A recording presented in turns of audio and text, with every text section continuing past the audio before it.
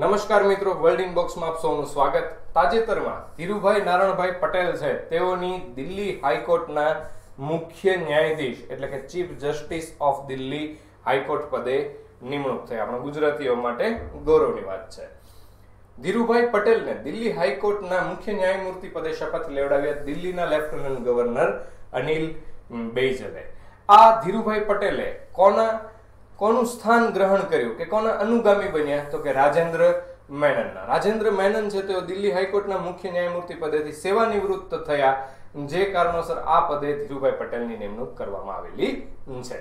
પહેલા ધીરુભાઈ પટેલ ક્યાં કાર્યરત હતા? તો કે તેઓ ઝારખંડ હાઈકોર્ટના ન્યાયાધીશ તરીકે જોડાયા હતા અને ત્યારબાદ અંતે તેઓને ઝારખંડ હાઈકોર્ટના અત્યારે હાલમાં એક્ટિંગ ચીફ જસ્ટિસ તરીકે સ્થાન આપવામાં આવેલું હતું, કાર્યકારી મુખ્ય ન્યાયમૂર્તિ. ત્યાંથી તેઓની બદલી અને બઢતી કરી અને તેઓને દિલ્હી હાઈકોર્ટની અંદર ચીફ જસ્ટિસનું પદ આપવામાં આવેલું છે.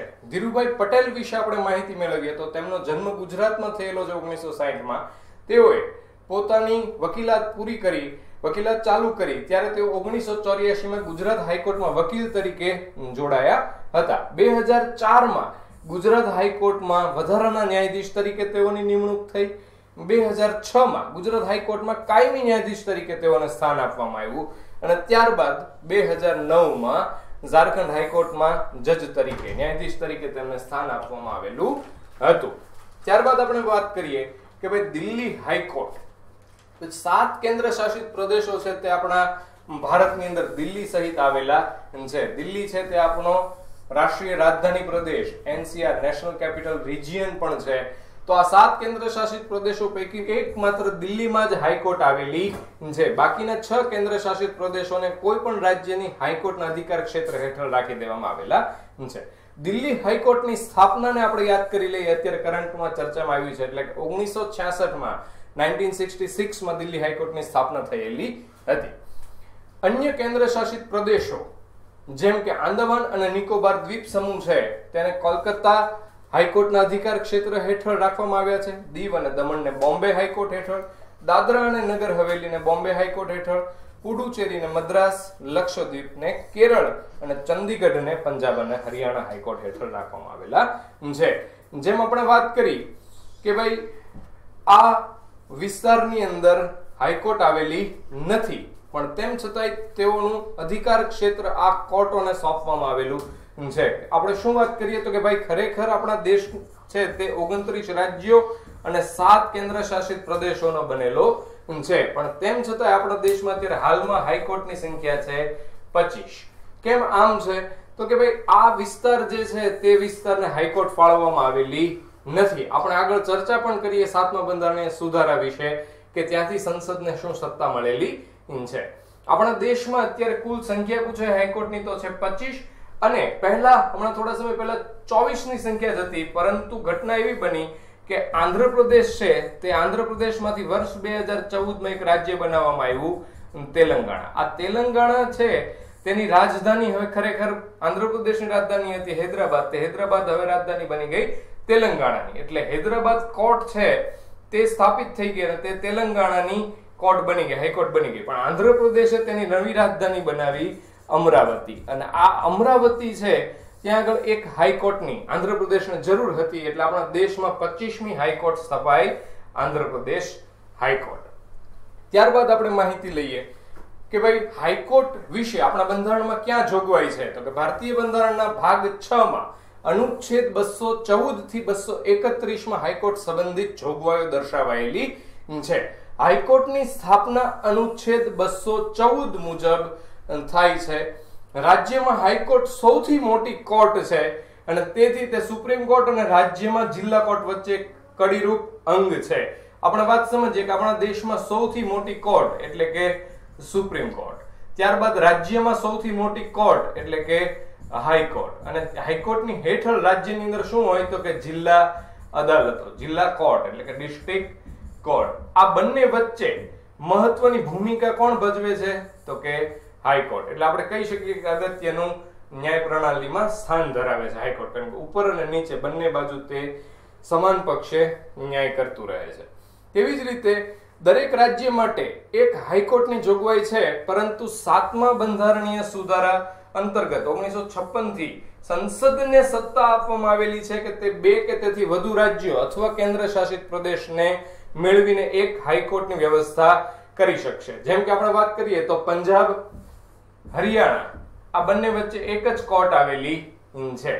આપણો ત્રીજો કહીએ તો ચંદીગઢ, જે આપણો કેન્દ્ર શાસિત પ્રદેશ છે, તો આ ત્રણેયની એક જ કોર્ટ છે. તો અહીંયા આ વિધાન છે એ તમને સમજાશે કે 2 કે તેથી વધુ રાજ્યો કે કેન્દ્ર શાસિત પ્રદેશોને મેળવીને એક હાઈકોર્ટની વ્યવસ્થા કરી શકાય છે. તે સંસદને સત્તા છે. ત્યારબાદ હાઈકોર્ટના જજ, હાઈકોર્ટના ન્યાયાધીશ બનવું હોય તો તેની યોગ્યતા શું છે? તો કે અનુચ્છેદ 217 માં એમ કહેવામાં આવ્યું છે ભારતીય બંધારણમાં કે તે વ્યક્તિ ભારતના નાગરિક હોવા જોઈએ.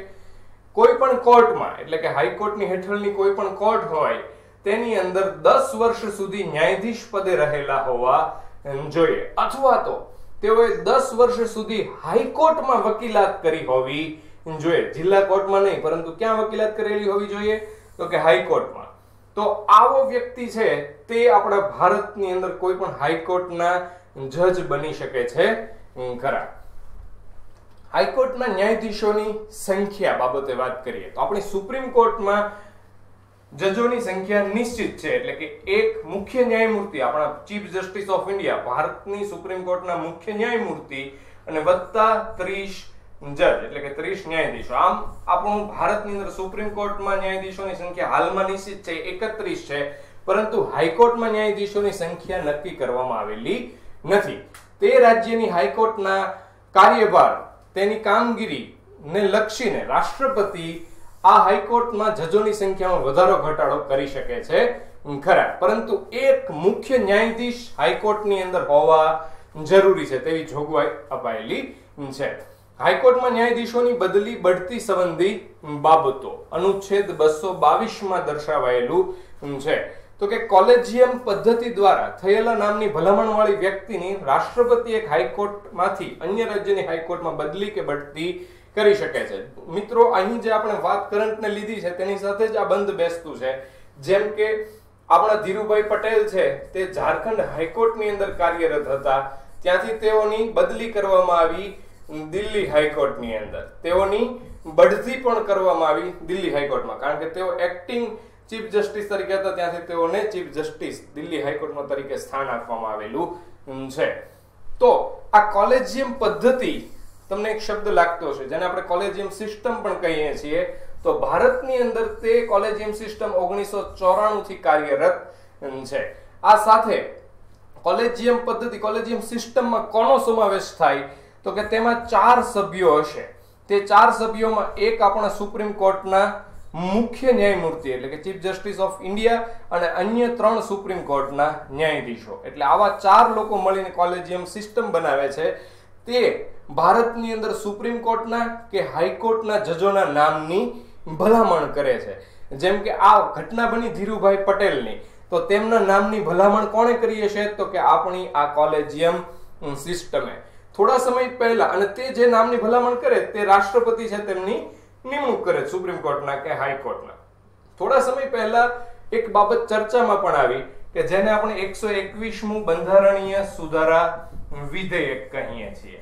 આ બંધારણીય સુધારા વિધેયકમાં શું ઘટના બની? તો કે તે પસાર કરવામાં આવ્યું અને તેના દ્વારા રચના કરવામાં આવી એનજેકની, એટલે કે નેશનલ જ્યુડિશિયલ અપોઇન્ટમેન્ટ કમિશન, જેનું ગુજરાતી થશે રાષ્ટ્રીય ન્યાયિક નિયુક્તિ પંચ. હવે ખરેખર આ 121મું બંધારણીય સુધારા વિધેયક પસાર થયું, એનજેક છે રાષ્ટ્રીય ન્યાયિક નિયુક્તિ પંચ, તે પણ અમલમાં આવ્યું, કારણ કે તેને રાષ્ટ્રપતિએ મંજૂરી આપી હતી. એટલે આપણા ભારતીય બંધારણમાં 99મો બંધારણીય સુધારો થયો. હવે આ સુધારો થયો ત્યારે તેનો વિરોધ કરવામાં આવ્યો સુપ્રીમ કોર્ટ દ્વારા, કારણ કે આપણા ભારતમાં દરેક ખરડાઓ સુપ્રીમ કોર્ટની સમીક્ષાને આધીન હોય છે.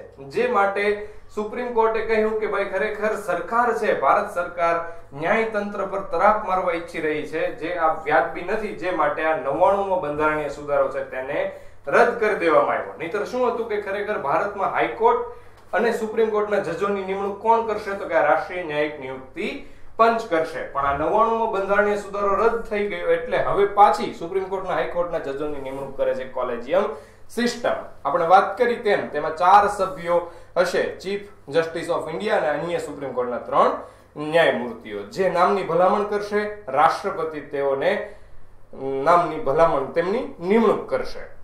ત્યારબાદ આપણે વાત કરીએ કે હાઈકોર્ટના ન્યાયાધીશોના શપથ. તો કે ભારતીય બંધારણના અનુચ્છેદ 219 માં આ વિગત દર્શાવાયેલી છે. રાજ્યની હાઈકોર્ટના મુખ્ય ન્યાયાધીશ અને અન્ય ન્યાયાધીશોને સંબંધિત રાજ્યના રાજ્યપાલ અથવા રાજ્યપાલ દ્વારા નિયુક્ત સભ્ય છે તે હોદ્દાના શપથ લેવડાવશે. જેમ આપણે કેમ વાત કરી કે ભાઈ ખરેખર આ ધીરુભાઈ પટેલ છે, તેમને કોણે શપથ લેવડાવ્યા દિલ્હી હાઈકોર્ટના ચીફ જસ્ટિસ પદે? તો કે તે રાજ્યના, ત્યાં દિલ્હીમાં ગવર્નર પદ છે નહીં, ત્યાં લેફ્ટનન્ટ ગવર્નર છે, એટલે લેફ્ટનન્ટ ગવર્નર અનિલ બૈજલે તેઓને શપથ લેવડાવ્યા. જેમ કે આપણે ઉદાહરણ તરીકે સમજવા માટે લઈએ તો આપણા ગુજરાત હાઈકોર્ટના ચીફ જસ્ટિસ પદે, એક્ટિંગ ચીફ જસ્ટિસ પદે અનંત દવેની નિમણૂક થઈ, તો તે ભલામણ છે તે કોલેજિયમ સિસ્ટમે કરી હોય, તેની નિમણૂક છે તે આપણા રાષ્ટ્રપતિ રામનાથ કોવિંદે કરી હોય, અને આ અનંત દવેને શપથ કોણ લેવડાવશે? તો કે આપણા ગુજરાતના રાજ્યના રાજ્યપાલ ઓમ પ્રકાશ કોહલી. આપને સમજાયું છે આ બાબત.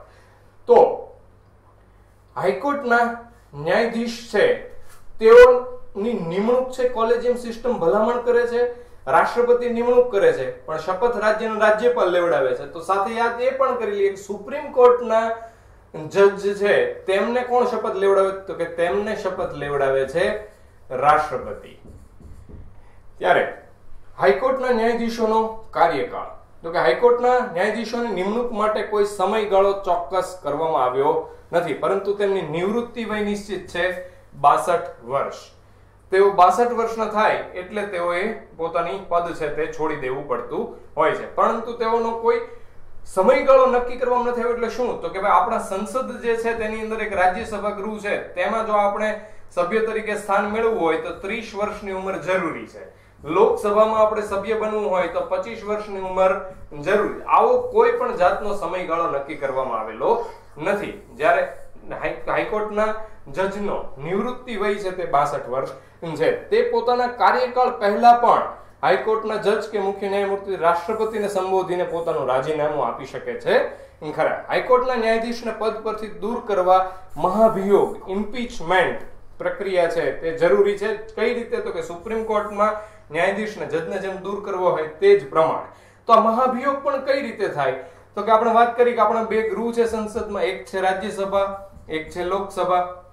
રાજ્યસભામાં જો કોઈ સભ્યો છે એમને એમ થાય કે ભાઈ આ જજ વિરુદ્ધ આપણે મહાભિયોગની પ્રક્રિયા શરૂ કરવી છે, તો તેના કોઈ પણ ગૃહના 50 સભ્યો છે તેના દ્વારા તેના સભાપતિને એક સહી કરેલો પત્ર આપવામાં આવશે. જો લોકસભાના સભ્યોને એવું લાગે તો આ લોકસભાના કોઈ પણ 100 સભ્યો છે તે તેના લોકસભા અધ્યક્ષને એક સહી વાળો પત્ર આપશે. જે વાત છે તે રાષ્ટ્રપતિ પાસે જશે. રાષ્ટ્રપતિ એક 3 સભ્યોની સમિતિ છે તે નિમશે. તે સમિતિમાં સુપ્રીમ કોર્ટના એક જજ હશે, હાઈકોર્ટના એક જજ હશે અને એક જાણીતા કાયદાશાસ્ત્રી હશે. આ 3 સભ્યોની સમિતિ તે આરોપોનો તપાસ કરશે અને તેમાં જો કોઈ સાબિતી જણાય તો આ બંને ગૃહની અંદર તે પ્રસ્તાવ પસાર થશે. પણ કઈ રીતે? તો કે 50% સભ્યો છે તેમાંથી 2/3 બહુમતીથી આ પ્રસ્તાવ છે તે પસાર થવો જોઈએ. અને આ બંને ગૃહની અંદર જો જજ વિરુદ્ધ આ પ્રસ્તાવ મહાભિયોગનો પ્રસ્તાવ પસાર થાય ત્યારબાદ રાષ્ટ્રપતિ છે તેની મંજૂરી માટે જશે. રાષ્ટ્રપતિ પછી મંજૂરી કરીને તે જજને તે હાઈકોર્ટ કે સુપ્રીમ કોર્ટના જજને તેના પદ પરથી દૂર કરવાની પ્રક્રિયા હાથ ધરશે.